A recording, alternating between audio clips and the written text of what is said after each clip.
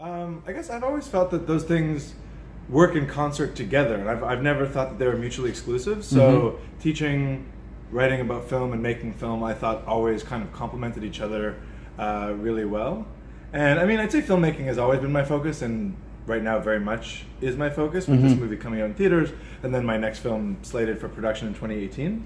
But no, I mean, I think, writing film criticism just kind of brings you closer to it in all kinds of different ways, and it's the same with teaching, that when I teach, I'm trying to show students, at the CJIP level and at the university level, what it is that can inspire about cinema, what we can learn from it, what is its cultural significance, then also like how, what it brings to us aesthetically. So, I don't know, I guess I've always felt that each of those three things complemented each other. I'm Bobby. I'm Chris.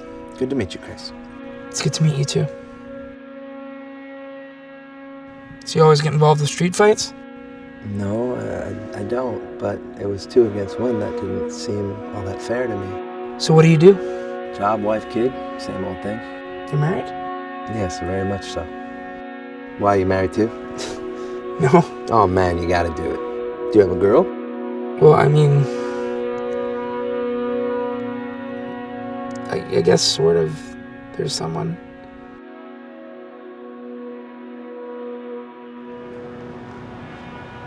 No one who's not my mom has ever been this nice to me. That's awful. I've not been that nice to you.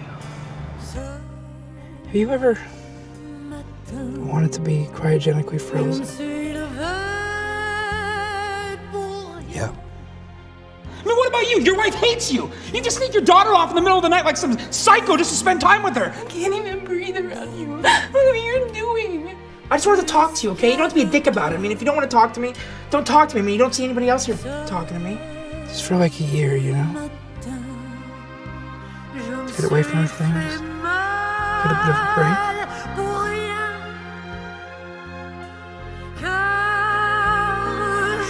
Thank you. No sweat. No, seriously. Thank you. You worked on a couple of shorts prior to this feature, which was got its world premiere status at Carlo Vivari, which is actually fairly impressive because it's one of the top tier film festivals. Thanks. Talk to me about that, like sort of getting your beak or your creative beak wet, and yeah, how it pushed you to make the feature. Yeah, I mean, I obviously, as someone who teaches, I'm an advocate for film school. I think that it does have a real significance and a real value. And so after film school, like, most people graduate film school, you're not exactly sure of what you want to do. And, basically what I did almost immediately thereafter, after working on a couple of features in various roles, I wrote this feature. So I kind of took a chunk of time and blocked it off and really kind of sat down and wrote it. And I knew that I wanted to work with my brother. That was one of the first pieces that fit into this puzzle, is that I'd never worked with him before, and I thought that there was a lot of aspects of his personality and his range as an actor that had gone unexplored. And so I knew that I wanted to work with him on this project. And so I called him and I kind of said, I had this idea for a role. What do you think? He's like, yeah, sure, whatever you want. It's all good. And then I went off and I wrote the script for 6 months. And I'm sure he knew that I was doing it. But when I came back 6 months later, and I was like, I wrote it. He was very excited about it. And then from there, in the pre-production process, he was definitely quite present in how we kind of crafted his role especially, but just in general, because he's a filmmaker as well. And we talked about it quite a bit. And over time, I kind of began to put the project together while teaching full-time at a university in the US. And then I came back to Montreal and I shot it, I shot it one summer with my brother and a number of close friends. I mean, it was an extremely low-budget, small project that I did, in this area, among others. We shot in St. Henry and Point St. Charles and Verdun and a little bit of NDG as well. Yeah, for sure. Definitely. Yeah, definitely an NDG as well. That's a neighborhood that I'm from. It in that way was very much like a film one would make out of film school, with kind of the small and limited resources you have at your disposal.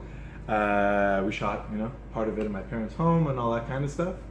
But ultimately I kind of knew, it started with Joe and my desire to work with him, and the project kind of ballooned out from what I envisioned for his character. Yeah. And then the story kind of built out from there. The family dynamic that's created between those two characters, and that language that's sort of like there's a controlling and confrontational aspect to both characters, and how ultimately they're shifting sort of the more assertive role, which begins with one character and then falls on the laps of the other one. The other one mans up, if you want to call it that. I found that really interesting way into getting into dual psyches. So perhaps we'll talk about the screenwriting process or outlining those two characters. Yeah, I certainly agree. It's very much a dual protagonist film. It's not about one or the other. It's about both of them.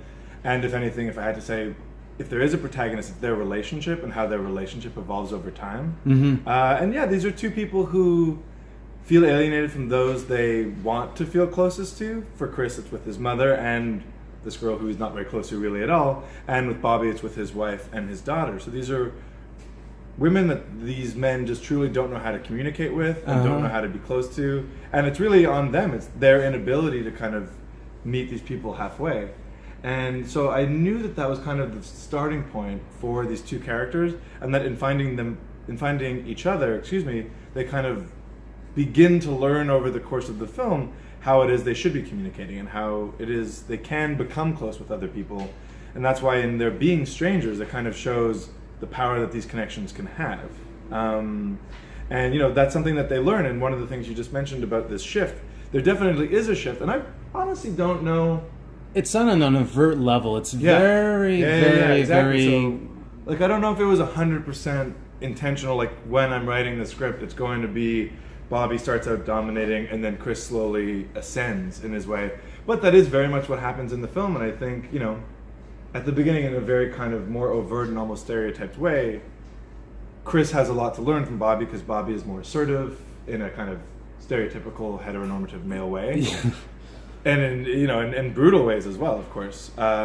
Whereas over the course of the story, despite Chris's ineptitude and emotional alienation he even has from himself, he still is open in ways that Bobby can't even comprehend at the beginning of the story. And over the course of the movie, he learns a lot from Chris. And Chris is, in the story, a character says to him, you come across as overeager. And Chris says, I don't know why that's a bad thing. Like, Chris is just very direct with people in a way that Bobby doesn't understand how to be. Bobby's very overbearing and domineering, and that just kind of takes up all the air in the room, which is something one character says to him. And so essentially, each has a lot to learn from the other, but there is that very subtle shift over the course of the story, where at the end there's kind of a balance between the two of them, where they've kind of reached this plateau together of emotional vulnerability that you hope they'll be able to take with them in the future, and I leave that open. Yeah, you're not. Well, it's a structure that I knew that I wanted to employ for this film, and I'd say the one kind of obvious influence on the film is an Elaine May movie from the 70s called Mikey and Nicky, with Peter Falk and John Cassavetes. That film does take place over one night, and it's these two men. There's one quintessential or fundamental rather difference between them is that Mikey and Nicky are like best friends, childhood best friends, inseparable. They're basically brothers. Whereas in my film, it's the exact opposite, where it's these two strangers who develop this very quick intimacy because of their disenfranchisement and alienation. So that film for sure. And yeah, I guess I just really found it pregnant as a structural tool, this idea of one night, and it's in a city. It's very much like an urban film that's set in an urban environment at bars and parties, and where these, these nights happen all the time. These summer nights happen between people who don't know each other very well, hundreds, if not thousands of times a night in any kind of major metropolitan city. Whereas for these two people, it's momentous. For these two people, it's really kind of this cataclysmic event for them where they find themselves in ways they didn't even know that they could. So I thought that there is kind of almost this magic to this one night structure that two people can share. And again, it's strictly platonic, and it's very unclear how it will end between them and what will arise the next morning, which is how I end the film. And yet, in that very concentrated period of time, there's just this very intense and deep bond that they show. Perhaps if you could just detail the visual strategy. Sure. Yeah, I mean, I tried to skirt that line pretty carefully, and I definitely am prone to using handheld camera, and the film is largely handheld, but for the most part, not overtly so. So, like in certain scenes, like at the beginning when there's a very intense kind of bullying and near torture scene, that you feel very much the handheld camera. Whereas at other times, I find it equally as vital and captivating to just kind of only feel really just like the breath of the cinematographer or the camera operator. In our case, it was the same person because it was a very small movie. And you just kind of feel the person. You kind of just feel the breath on the camera moving up and down on that person's shoulder. And I find even that really creates an identification with the audience and a feeling of intimacy. But also, this is something, it's interesting that I don't even know if this is another thing that I don't know if it was 100% deliberate. But when I watch the film now, so much of it is made up of close-ups of their faces. And it's largely the two of them, but Chris's love interest Claire is quite vital in the film, and I think she did a lovely job. And also Alice and Olivia, Bobby's wife and daughter. And so for all of those, I just really think that it's almost their faces more so than the way that I film their faces that kind of populate the film and give it its value and its meaning. But yeah, I mean, definitely unobtrusive lighting. I mean, the film was shot at night almost entirely, so of course we lit the entire film. You can't just like go out at night and hope it's going to work out. Yeah. As you can at various times of day if you choose it right. Whereas, yeah, I mean, we wanted to make it feel as naturalistic and unobtrusive as possible. So when there were aesthetic flourishes of a kind, there's very, very little use of slow-mo in the film, for example. Yeah. But in the one or two times I use it, it really kind of pops out. Like there's a slow-mo scene in the film where also I remove all the sound, and that really kind of punctuates that moment because it's so different than everything else. So yeah, I kind of wanted to let the performances and the characters and their faces speak for themselves, but then enable these smaller aesthetic flourishes to kind of really bring everything else out of what the characters were trying to say. In this case, the Kleins are two separate entities. They made this film together. He was obviously a creative collaborator, but I'm curious as to the whole backstory. Like I'm thinking Safdie's nuttiness and stuff like that. What was your rapport with your brother with regards to cinema, and how did you both end up in the same artistic output endeavor? Yeah, no, totally. And and we make not dissimilar films in that it's not like one of us is a documentarian. One of us shoots for Nat Geo. But you're not working. It's not the Klein Bros. No, it's true. It's for sure true. I mean, I'd say off the bat that I think the main reason that we don't collaborate more often is just the age difference. I mean, he's nearly 10 years older than I am, so it's just never really kind of fit. That said, I mean, he was a huge collaborative partner for this film, beyond even just the performance that he brings to it, which is, of course, indispensable. Yeah. But even like I said, more than any other person in the script writing phase, he was really vital and really essential and wonderful to work with. And we talk about collaborating, so it's not like not on the table. It's like very on the table. Yeah. But I think it's the age difference. Just kind of brings us to different point of our careers, and also we do have different styles. I tend to do things that are maybe a little bit more character driven. He does things that are a little bit more atmospheric. Okay. If I were to try to describe it in a sentence. But I mean, it was wonderful working with him. I think it'd be challenging to work with any actor who's also a director, let alone your older brother. So I think that just brings with it the normal challenges.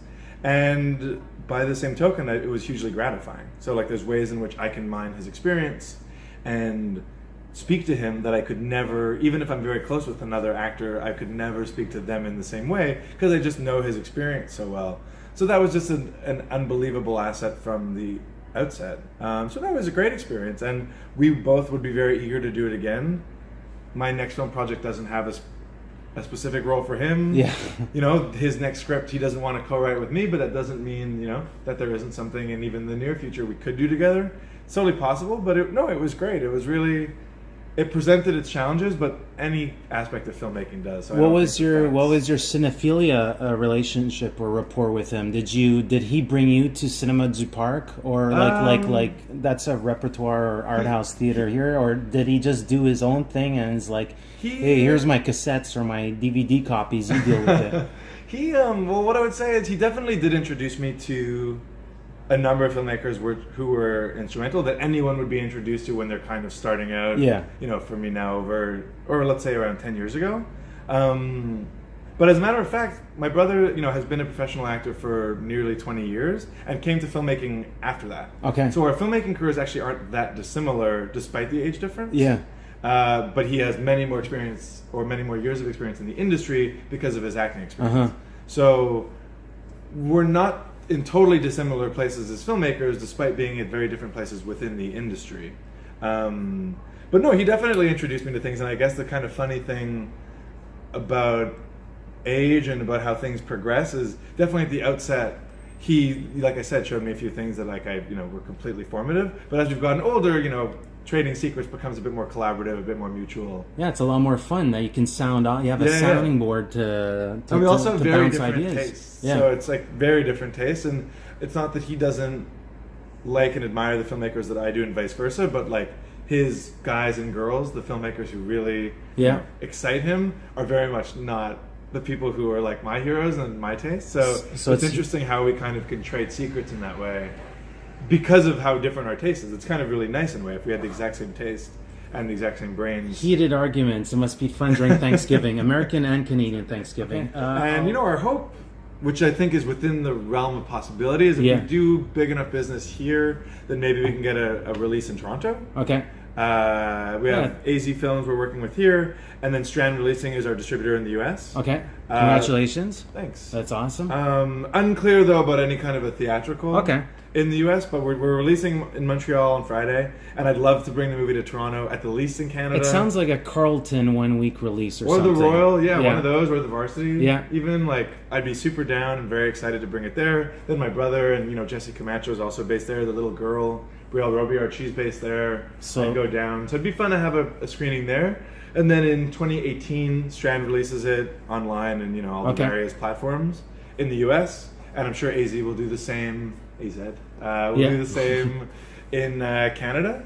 And by then hopefully I'll be shooting my next movie. So. And can you give us a quick taste on what the number 2 looks like or sounds like, or maybe perhaps thematically, let's say, without giving any plot devices, but what are we looking at in terms of thematically, I kind of think I'm, at least at this stage of my career, exploring similar themes in that, I write about families, I write about people who become estranged and how and why they try to get past their own estrangement. So this film is from a woman's perspective, from a mother's perspective, and I guess all I'll say is it's about how she tries to reconnect with the family who, for various reasons, have left her behind. So it's about kind of the first week where she tries to reconnect with people she's become estranged from. So cinema as therapy, perhaps, for Jesse Klein. Thank you so much, Jesse. It's nice to see you. Thank you very much. Thank you.